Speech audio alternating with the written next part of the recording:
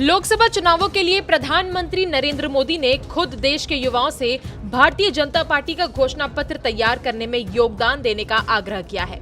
PM Modi के नजरिए को देखते हुए भाजपा ने इसके लिए एक ज्ञान फॉर्मूला तैयार किया है। संभावना है कि भाजपा के घोषणा पत्र में, जिसे पार्टी संकल्प पत्र कहती है, उसमें भी इसी ज्ञान फॉर्मूले का भरपूर असर दिखेगा। यहाँ ज्ञान का मतलब ग से गरीब, य से युवा, अ से अन्नदाता और न से नारी है।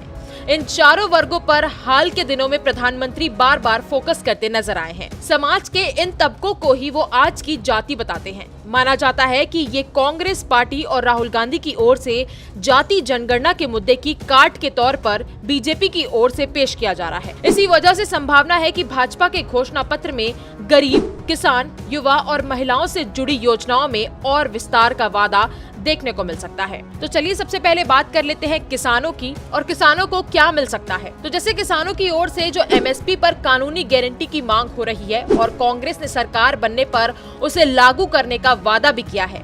ऐसे में संभावना है कि मोदी सरकार प्रधानमंत्री किसान सम्मान निधि की राशि में बढ़ोतरी का वादा कर सकती है। इसके अलावा किसान क्रेडिट कार्ड का दायरा बढ़ाने का भी वादा शामिल किया जा सकता है और इस पर कुछ नए और बेहतरीन इंसेंटिव देने का संकल्प भी जताया जा सकता है। महिलाओं की बात करें तो भाजपा की कामयाबी में महिलाओं के भरपूर समर्थन का बहुत बड़ा योगदान रहा है। बीजेपी को मालूम है कि मध्य प्रदेश में लाडली बहना योजना और छत्तीसगढ़ में महतारी वंदन योजना ने उसकी जीत में क्या सहायता की है। इसलिए महिलाओं से जुड़े महत्वपूर्ण वादे भाजपा के घोषणा पत्र का हिस्सा होंगे। इसकी पूरी संभावना है। पार्टी महिलाओं से जुड़ी केंद्र की योजनाओं के लाभार्थियों का दायरा बढ़ाने का वादा कर सकती है और उनके लिए कई नई योजना लॉन्च करने का भी संकल्प जता सकती है। अब एक सवाल ये भी है कि भाजपा का पुरानी पेंशन स्कीम को लेकर जवाब क्या होगा। देखा जाए तो कांग्रेस की ओर से पुरानी पेंशन योजना यानी कि ओपीएस की वापसी पर खूब जोर दिया जा रहा है। इसी का असर है कि कुछ केंद्रीय कर्मचारी संगठनों ने भी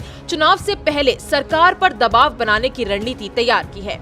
ऐसे में माना जा रहा है कि बीजेपी अपने घोषणा पत्र में नई पेंशन योजना यानी कि एनपीएस में ही कुछ आकर्षक व्यवस्था का वादा करे, जैसे कि कर्मचारियों से रिटायरमेंट के वक्त या समय समय पर फिक्स रिटर्न का वादा किया जा सकता है। बात कर लेते हैं गरीबों की और देख लेते हैं कि गरीबों को क्या मिल सकता है। तो मोदी सरकार मुफ्त अनाज योजना को पहले से ही 5 साल के लिए बढ़ा चुकी है, लेकिन इसके बावजूद बीजेपी के घोषणा पत्र में गरीबों के लिए कुछ बड़े वादे शामिल किए जाने की संभावना है। इसके तहत हो सकता है कि स्वास्थ्य के क्षेत्र में कुछ क्रांतिकारी व्यवस्था की जाए। गरीबों के मुफ्त इलाज की सीमा को 5 लाख रुपए से बढ़ाने के वादे शामिल हो सकते हैं। युवाओं की बात करें तो इस बार के लोकसभा चुनाव में 18 से 29 वर्ष के 21.5 करोड़ से भी ज्यादा मतदाता वोट डालेंगे। ये वो आबादी है जिसे रोजगार की सबसे ज्यादा तलाश है।